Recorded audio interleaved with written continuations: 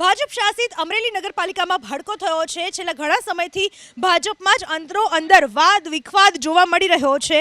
પાલિકા પ્રમુખ સામે ભાજપના જ સભ્યોએ કરી અવિશ્વાસની દરખાસ્ત।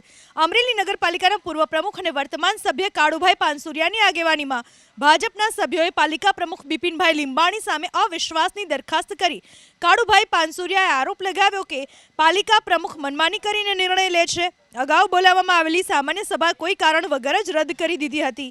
નગરપાલિકામાં આવશ્યક સેવાઓ સિવાયના તમામ ખર્ચ અટકાવી દેવા માટે રજૂઆત કરાઈ હતી। અમરેલી નગરપાલિકામાં ભાજપ વિરુદ્ધ ભાજપની જ લડાઈ શરૂ થતાં આગામી દિવસોમાં નવા જૂની થવાની પૂરેપૂરી શક્યતા છે।